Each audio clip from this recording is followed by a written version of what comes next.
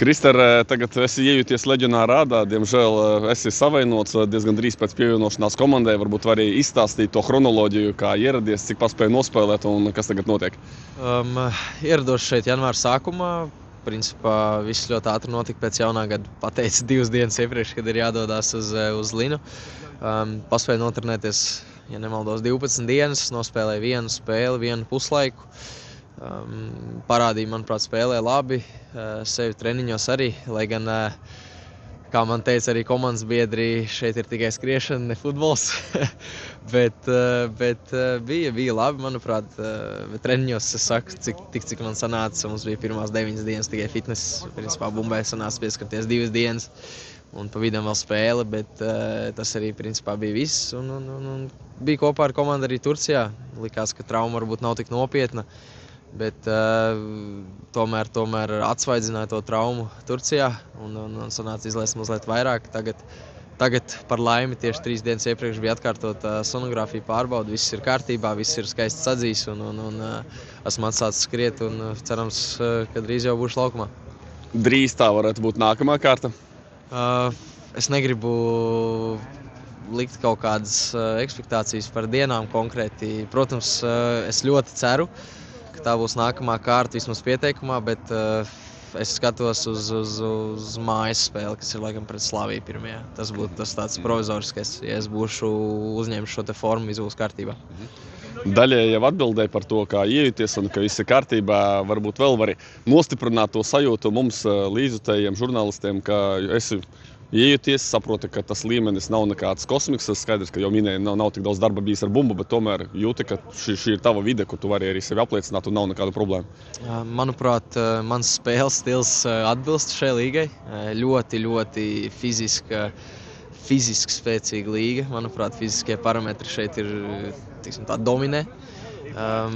Šeit nav tik ļoti taktisks futbols, ir ļoti vienkāršots futbols, bet ir daudz divcīņas, daudz jāskrien. Un principā ļoti vertikāls futbols, ļoti atklāts futbols. Un manuprāt, šajā te sistēmā, kurā treneris man redz šajā te lomā, tad es noteikti iedaros. Kāda ir tā sistēma, schēma un tava pozīcija? Atceramies, ka Jelgavā diezgan daudz par centra aizsargu 3 aizsargu schēmā nospēlē. Jā, šeit esmu vidējais pusrakstīts, tāds darba rūķis, sešinieks futbola valodā un principā schēma ir 4-2-3-1 vai 4-4-2, kā jūs arī varat redzēt spēlēs. Es esmu tas vidējais pussargs. Principā šeit nav tādi izteikti aizsargājošie pussargi vai uzbrukošie pussargi. Mēs esam box-to-box spēlētāji visi, un tev vienmēr ir jābūt gan uzbrukumā, noslēgumā, gan arī jābūt atpakaļ aizsardzībā, protams. Negribēsi skriet notikumā pa priekšu, bet sajūtu ziņā, vai tu būsi tavuprāt pamatsastāvs spēlētājs, vai tas ir uz robežas, vai būs grūti, vai rotācijas spēlētājs, kāds ir tavs status? Šobrīd skatoties pēc aizvadītajām 2 spēlēm šajā sezonā, principā katru spēli mainās šie te pussargi. Nav tā, ka ļoti stabili viņi spēlē.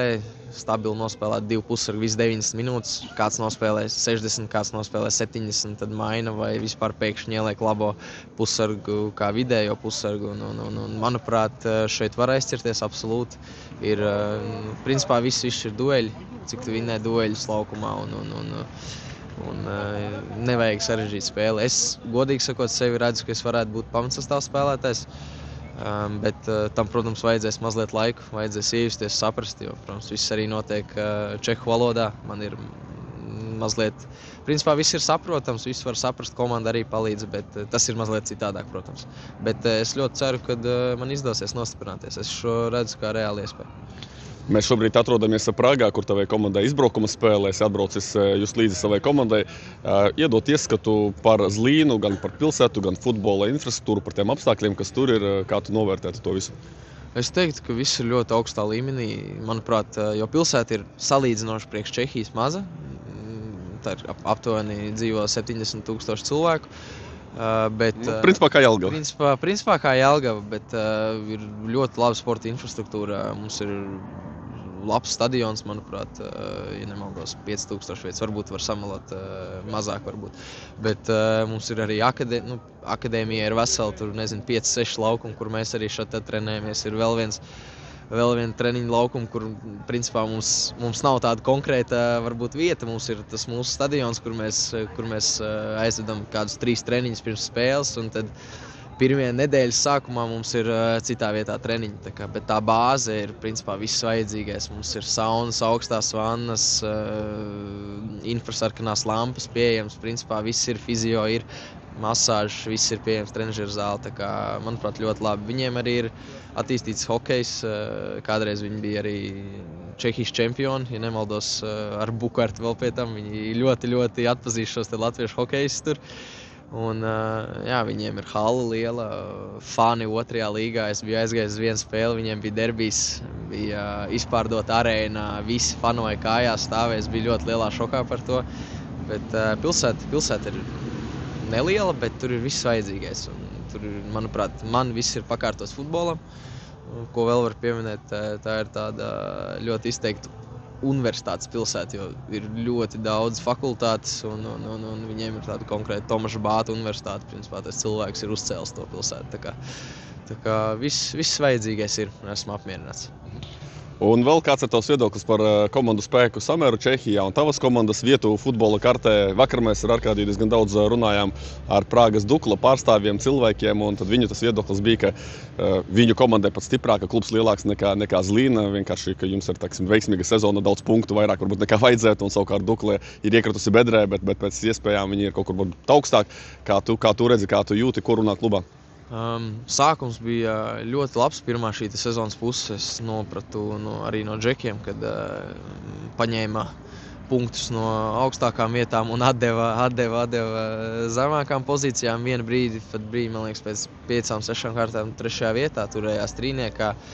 Bet tad bija tāds neliels posms, kur bija 4 zaudējumi pēc kārtas, bet es teiktu, ka tas ir likumsakarīgi.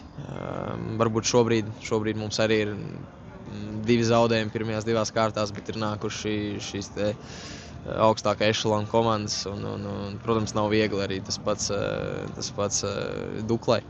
Arī Sparta Prāga nāca pretī, un tas nav vienkārši. Protams, šie 5-6 klubi, kas ir viņiem Čehijā, Slavija, Sparta, tur Liberec, kuri skaitās budžeta ziņā lielākie klubi, un no viņiem attiecīgi arī prasa ļoti daudz, un viņi labi spēlē. Viņi tiešām spēlē skaistu futbolu. Prāgas Spartai pat ir viņiem ir uzdevums šogad uzvarēt konferences līgu, tā Tomašs Rosīckis ir pateicis intervijā. Tāpēc viņiem ir augsti mērķi, mēs cenšamies tos lauzt. Pagājušā spēlē, kā mēs redzējām, tas Spartas Prāgas līmenis bija krietni labāks, un tiešām tie spēlētāji. Arī Grimaldo, pagaidām varbūt ir mazliet grūtības, bet jo viņiem flangi ir izteikti spēcīgi ar Mercado un Haraslinu. Bet es teiktu, ka viss ir likumsakrīgi, un mums ir iespējas palikt šajā, manuprāt, vidzonā. Un noslēgumā sacīja, ka diezgan atpazīstami šeit ir latviešu hokejisti. Kā ir ar futbolistiem? Vai tas, ka Raimonds Krollis ir kaut ko jau izdarījis, 8 golus un spēlē vienā no vadošām komandām? Tāpat Rikards Matravits kaut vai ar savu ražano stāvu un savu sniegumu. Tagad, ja jūs ar Regžvaldu pievienojaties, vai aizvien biežāk runāt par latviešu futbolistiem, ka tā ir laba prece, liksim pēdiņās vārdu prece, un ka ir vērts arī šajā tirgus virzienā lūkoties? Futbola pasaulē visi viņi zina, gan Raimondu, gan arī Rīhu. Bet vairāk pagaidām man grūti vēl kaut ko spriest. Es esmu principā aprunājies tik cik ar komandas biedriem, bet viņi zina latviešus, protams, viņi zina pretinieks, pret kuriem spēlē. Par viņu kvalitātēm arī stāsta, un tīpaši par Raimondu stāstīja vairāk, jo, manuprāt, bija viens komandas biedrs, kas bija ar viņu spēlējis. Bet par mums ir vēl no sākuma ar Marko kaut kas jāizdara, lai par mums varētu runāt. Mums ir sevi jāpierāda, un mums ir tāls ceļš ejams.